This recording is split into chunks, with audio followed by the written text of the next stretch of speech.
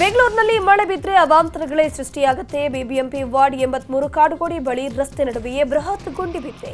ಹೀಗಾಗಿ ವಾಹನ ಸವಾರರು ಪರದಾಟ ನಡೆಸಿದ್ರು. ಇದೇ ಗುಂಡಿಗಳನ್ನು ವಿಡಿಯೋ ಮಾಡಿ ಯಮಲೋಕಕ್ಕೆ ಕರೆದೊಯ್ಯುವ ಗುಂಡಿ ಅಂತ ಸೋಷಿಯಲ್ ಮೀಡಿಯಾದಲ್ಲಿ ವೈರಲ್ ಮಾಡಲಾಗ್ತಾ ಇದೆ. ಕೊಂಚ ಎಚ್ಚರ ತಪ್ಪಿದ್ರೂ ಗುಂಡಿಗೆ ಬೀಳುವ ಸಾಧ್ಯತೆ ಇದೆ.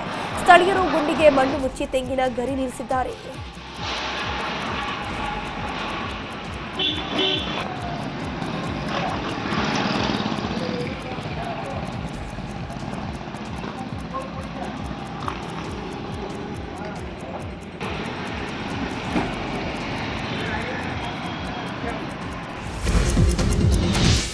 ಮೈಸೂರಿನ ಕೃಷ್ಣರಾಜ ಸಾಗರದ ಬಳಿ ಕಾವೇರಿ ಆರತಿ ನಡೆಯಲಿದೆ. ಅಕ್ಟೋಬರ್ 2ರಿಂದ 1 ತಿಂಗಳ ಕಾಲ ಕಾವೇರಿ ಆರತಿ ನಡೆಯಲಿದ್ದು, ಈ ಕುರಿತು ಜಲಮಂಡಳಿ ಅಧ್ಯಕ್ಷ ಡಾಕ್ಟರ್ ರಾಮ್ ಪ್ರಸಾದ್ ಮನೋಹರ್ ಮಾಹಿತಿ ಕೊಟ್ಟಿದ್ದಾರೆ. ನೀರಾವರಿ ಇಲಾಖೆಯಿಂದ 92 ಕೋಟಿ ರೂಪಾಯಿ ಮೀಸಲಿಡಲಾಗಿದೆ. ನಿತ್ಯ 2,000 ಮಂದಿಗೆ ವೀಕ್ಷಣೆಗೆ ಅವಕಾಶ ಕೊಡಲಾಗುತ್ತೆ. ಕಾವೇರಿ ಆರತಿಯಿಂದಾಗಿ ಮಂಡ್ಯ, ಮೈಸೂರು, ಚಾಮರಾಜನಗರ, ರಾಮನಗರ, ಹಾಸನ, ಚಿಕ್ಕಮಗಳೂರು ಜಿಲ್ಲೆಯಲ್ಲಿ ಪ್ರವಾಸೋದ್ಯಮ ಅಭಿವೃದ್ಧಿಯಾಗಲಿದೆ ಅಂತ ತಿಳಿಸಿದ್ದಾರೆ. ಅದರ ಬಗ್ಗೆ ಕಾವೇರಿ ನೀರಾವರಿ ನಿಗಮದವರು ಈಗಾಗಲೇ ಟೆಂಡರ್ ಪ್ರಕ್ರಿಯೆ ಪ್ರಾರಂಭ ಮಾಡಿದ್ದಾರೆ. ಕಾವೇರಿ ಆರತಿ ಕಾರ್ಯಕ್ರಮ ಅಕ್ಟೋಬರ್ 2ನೇ ತಾರೀಕು ದಸರಾ ದಿವಸ ಪ್ರಾರಂಭ ಆಗಬೇಕು ಅಂತ ನಮಗೆ ಸೂಚನೆ ಕೊಟ್ಟಿದ್ದಾರೆ. ಈಗಾಗಲೇ ತಮಗೆ ತಿಳಿದಿರುವಂತೆ ಮಲೆ ಮಹದೇಶ್ವರ ಕ್ಯಾಬಿನೆಟ್ ಮೀಟಿಂಗ್ನಲ್ಲಿ ಕೇವಲ ಆರತಿ ಮಾಡೋದಕ್ಕೆ ಮಾತ್ರ ಅಲ್ಲ, ಇನ್ಫ್ರಾಸ್ಟ್ರಕ್ಚರ್ ಅಲ್ಲಿ ಇರುವಂಥ ಆರತಿ ಮಾಡೋದಾಗಲಿ, ಅಲ್ಲಿ ಜನ ಕೂತ್ಕೊಂಡು ನೋಡೋದಕ್ಕಾಗಲಿ, ಅವರಿಗೆ ಬೇಕಾಗಿರೋ ಮೂಲಭೂತ ಸವಲತ್ತುಗಳನ್ನು ಕ್ರಿಯೇಟ್ ಮಾಡೋದಕ್ಕೆ, ಅಲ್ಲಿ ಬರುವಂಥ ರಸ್ತೆಗಳನ್ನು ಕ್ರಿಯೇಟ್ ಮಾಡೋಕ್ಕೆ ಎಲ್ಲದಕ್ಕೂ ಸೇರಿ ಕೂಡ ಈ ಕರ್ನಾಟಕ ಸರ್ಕಾರ ವತಿಯಿಂದ ಇಲ್ಲಿವರೆಗೆ 92 ಕೋಟಿ ರೂಪಾಯಿಗೆ ಅನುಮೋದನೆ ಕೊಟ್ಟಿದ್ದಾರೆ. ಈಗ ಅದರ ಬಗ್ಗೆ ದಿಶಾ ಸಭೆಯಲ್ಲಿ ಸಿಎಂ ಸಿದ್ದರಾಮಯ್ಯ ಕೇಂದ್ರ ಸರ್ಕಾರದ ವಿರುದ್ಧ ಮತ್ತೆ ಅಸಮಾಧಾನ ವ್ಯಕ್ತಪಡಿಸಿದರು. 5,300 ಕೋಟಿ ರೂಪಾಯಿ ಭದ್ರಾ ಮೇಲ್ದಂಡೆ ಯೋಜನೆಗೆ ಕೊಡುವುದಾಗಿ ಕೊಟ್ಟಿಲ್ಲ. ಕೇಂದ್ರ ಸಚಿವ ನಿರ್ಮಲಾ ಸೀತಾರಾಮನ್ ಘೋಷಣೆ ಮಾಡಿದ್ರು, ನಯಾ ಪೈಸೆಯನ್ನು ಕೊಡಲಿಲ್ಲ. ರಾಜ್ಯದ ಸಂಸದರು, ರಾಜ್ಯದ ಸಭಾ ಸದಸ್ಯರು ಜವಾಬ್ದಾರಿಯಿಂದ ತಪ್ಪಿಸಿಕೊಳ್ಳಬಾರದು ಅಂತ ಹೇಳಿದರು. ಇದೇ ವೇಳೆ ಕೇಂದ್ರಕ್ಕೆ ರಾಜ್ಯ ಸರ್ಕಾರದಿಂದ ಬರೆದಂತಹ ಪತ್ರವನ್ನು ಕೂಡ ಓದಿ ಹೇಳಿದರು. ಮೆಂಬರ್ಗಳಿಗೂ ಕೂಡ ಹೇಳಿದ್ದೀನಿ, ಆ ಮೆಂಬರ್ಗಳು ಕೂಡ ಕೇಂದ್ರ ಸರ್ಕಾರಕ್ಕೆ ಒತ್ತಡ ಆಗ್ತಕ್ಕಂಥ ಕೆಲಸವನ್ನು ಮಾಡಬೇಕು. ಎಂ ಪಿಗಳಿಗೆ ನಾನು ಎಲ್ರಿಗೂ ಪತ್ರ ಬರೆದಿದ್ದೀನಿ, ಎಲ್ಲ ಎಂ ಪಿಗಳಿಗೆ, BJP ಅವರಿಗೆ, ಕಾಂಗ್ರೆಸ್ನವರಿಗೆ, JDSನವ್ರಿಗೆ ಎಲ್ರಿಗೂ ಪತ್ರ ಬರೆದಿದ್ದೀನಿ. ಮೀಟಿಂಗು ಕೂಡ ಮಾಡಿದ್ದೀನಿ. ನಾನು ಕೇಂದ್ರ ಸರ್ಕಾರದ ಪ್ರಧಾನಮಂತ್ರಿಗಳನ್ನು ಭೇಟಿ ಮಾಡಿದ್ದೀನಿ, ಅಮಿತ್ ಶಾನೂ ಭೇಟಿ ಮಾಡಿದ್ದೀನಿ, ಫೈನಾನ್ಸ್ ಮಿನಿಸ್ಟರ್ ನಿರ್ಮಲಾ ಸೀತಾರಾಮನ್ ಅವ್ರನ್ನೂ ಭೇಟಿ ಮಾಡಿ ಪತ್ರಗಳನ್ನು ಕೊಟ್ಟಿದ್ದೀನಿ. ಬರೆದಿರತಕ್ಕಂಥ ಪತ್ರಗಳನ್ನು ಕೂಡ ಕೊಟ್ಟಿದ್ದೀನಿ. ಬೆಂಗಳೂರಿಗೆ ಮಧ್ಯಪ್ರದೇಶ ಸಿಎಂ ಮೋಹನ್ ಯಾದವ್ ಭೇಟಿ ಕೊಟ್ಟಿದ್ದಾರೆ. ಈ ಭೇಟಿ ವೇಳೆ ತಿಪ್ಪಸಂದ್ರದ BL ಘಟಕ 2100 ಮೆಟ್ರೋ ಕೋಚ್ಗಳ ಉತ್ಪಾದನೆಗೆ ಹಸಿರು ನಿಶಾನೆ ನೀಡಿದ್ದಾರೆ. ಬಳಿಕ ಮೆಟ್ರೋ ಕೋಚ್ ಉತ್ಪಾದನೆ ಘಟಕವನ್ನು ವೀಕ್ಷಣೆ ಮಾಡಿದ್ರು. ಈ ವೇಳೆ ಮಾತನಾಡಿರೋ ಸಿಎಂ ಮೋಹನ್ ಯಾದವ್, ಬೆಂಗಳೂರಲ್ಲೂ ವ್ಯವಹಾರ ಮಾಡಿ ಮಧ್ಯಪ್ರದೇಶದಲ್ಲೂ ವ್ಯವಹಾರ ನಡೆಸಿ, IT, ಗಾರ್ಮೆಂಟ್ಸ್ ಸೇರಿದಂತೆ ಹಲವಾರು ಕ್ಷೇತ್ರದಲ್ಲಿ ಹೂಡಿಕೆ ಮಾಡಲು ಮಧ್ಯಪ್ರದೇಶದಲ್ಲಿ ಅವಕಾಶ ಇದೆ ಅಂತ ಹೇಳಿದರು. मैं बेंगलोर CM बनने के बाद दूसरी बार आया हूँ. बीते अगस्त में जब मैं आया था तो हमारी इंडस्ट्री कॉन्क्लेव को लेकर के GIM जब होने वाली थी, खासकर ग्लोबल इन्वेस्टर समिट, हमें मान के चलता हूँ कि मध्य प्रदेश में भी हमारी रेलवे वैगन का कारखाना इस प्रकार से. ಬೆಂಗಳೂರಿನ ಮೆಜೆಸ್ಟಿಕ್ ರೈಲ್ವೆ ನಿಲ್ದಾಣ ಸಮೀಪ ಮಾಜಿ ಸಿಎಂ ಗುಂಡೂರಾವ್ ಪ್ರತಿಮೆಯನ್ನ ಸಿಎಂ ಸಿದ್ದರಾಮಯ್ಯ ಅನಾವರಣ ಮಾಡಿದ್ದಾರೆ. ಈ ವೇಳೆ ಸಚಿವ ದಿನೇಶ್ ಗುಂಡೂರಾವ್ ಸೇರಿ ಹಲವರು ಭಾಗಿಯಾಗಿದ್ದರು.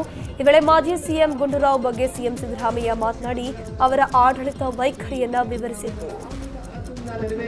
ಸಂತೋಷದಿಂದ ಗುಂಡೂರಾಯರ ಸ್ಥಳಿಯನ್ನ ಲೋಕಾರ್ಪಣೆ ಮಾಡಿದ್ದೇನೆ. ಗುಂಡೂರಾಯರ ವೃತ್ತನೂ ಕೂಡ ಉದ್ಘಾಟನೆ ಮಾಡಿದ್ದೇವೆ. ಇದನ್ನು ಅತ್ಯಂತ ಸಂತೋಷದಿಂದ ನೆರವೇರಿಸಿದ್ದೇನೆ. ಗುಂಡೂರಾಯರು 2080ರಿಂದ 83ವರೆಗೆ ಮುಖ್ಯಮಂತ್ರಿ ಆಗಿದ್ದರು ಈ ರಾಜ್ಯದ.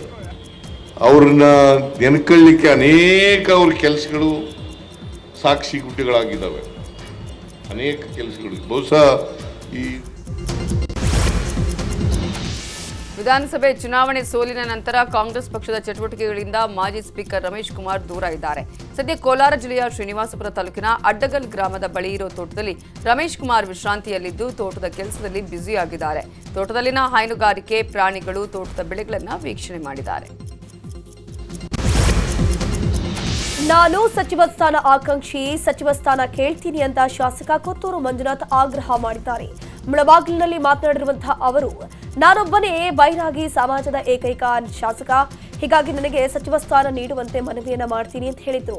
ಕೋಲಾರ ಡಿಸಿಸಿ ಬ್ಯಾಂಕ್ ಚುನಾವಣೆಗೆ ನಾನು ಸ್ಪರ್ಧೆ ಮಾಡ್ತೀನಿ ಅಂತ ಕೊತ್ತೂರು ಮಂಜುನಾಥ್ ಹೇಳಿದ್ದಾರೆ. ಗ್ಯಾರಂಟಿಗೂ ಹಜ್ ಯಾತ್ರೆ ಹಣಕಾಸಿನ ನೆರವಿಗೂ ಸಂಬಂಧ ಇಲ್ಲ ಅಂತ ಹಜ್ ಖಾತೆ ಸಚಿವ ರಹೀಂ ಖಾನ್ ಹೇಳಿದ್ದಾರೆ. ತುಮಕೂರಲ್ಲಿ ಮಾತನಾಡಿರೋ ಸಚಿವ ರಹೀಂ ಖಾನ್, ಕೇಂದ್ರದಲ್ಲಿ ಕಾಂಗ್ರೆಸ್ ಸರ್ಕಾರ ಇದ್ದಾಗ ಹಣಕಾಸಿನ ನೆರವಿತ್ತು, ಬಿಜೆಪಿ ಸರ್ಕಾರ ಬಂದ ಮೇಲೆ ರದ್ದಾಗಿದೆ. ಯಾತ್ರೆಗಳು ಎಲ್ಲಾ ಖರ್ಚು ವೆಚ್ಚಗಳನ್ನು ಸ್ವತಃ ಅವರೇ ನೋಡ್ಕೊಳ್ಬೇಕು. ಮುಂದಿನ ದಿನಗಳಲ್ಲೂ ಹಜ್ ಯಾತ್ರೆಗಳಿಗೆ ರಾಜ್ಯ ಸರ್ಕಾರದಿಂದ ಸಬ್ಸಿಡಿ ಯೋಜನೆ ಇಲ್ಲ ಅಂತ ಸ್ಪಷ್ಟಪಡಿಸಿದರು. ಅವರು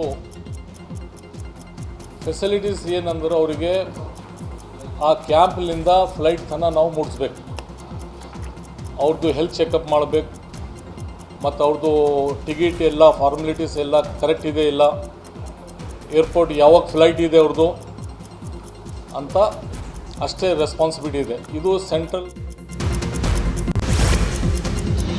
ಕಳೆದ 3 ತಿಂಗಳಿನಿಂದ ಗೃಹಲಕ್ಷ್ಮಿ ಹಣ ಬಂದಿಲ್ಲ. ಇದರಿಂದ ರಾಜ್ಯಾದ್ಯಂತ ಆಕ್ರೋಶ ವ್ಯಕ್ತವಾಗ್ತಾ ಇದೆ. ಗದಗ ಜಿಲ್ಲೆಯಲ್ಲಿ ಸುಮಾರು 2.44 ಲಕ್ಷಕ್ಕೂ ಅಧಿಕ ಫಲಾನುಭವಿಗಳಿದ್ದಾರೆ. ಗೃಹಲಕ್ಷ್ಮಿ ಹಣ ಬಾರದೆ ಜನರು ಪರದಾಟ ನಡೆಸ್ತಾ ಇದ್ದಾರೆ. ಇದೇ ಹಣವನ್ನು ನಂಬಿ ಚೀಟಿ, ಮನೆ ಬಾಡಿಗೆ, ಸಂಘಗಳಲ್ಲಿ ಸಾಲವನ್ನು ಮಾಡಿದ್ದೇವೆ. ಈಗ ಹಣ ಬರ್ತಾ ಇಲ್ಲ, ಕಂತು ಕಟ್ಟೋಕೆ ಆಗ್ತಾ ಇಲ್ಲ. ಕೊಟ್ಟ ಭರವಸೆಯಂತೆ ಕೂಡಲೇ ಹಣ ನೀಡಬೇಕು ಅಂತ ಮಹಿಳೆಯರು ಒತ್ತಾಯಿಸಿದ್ದಾರೆ.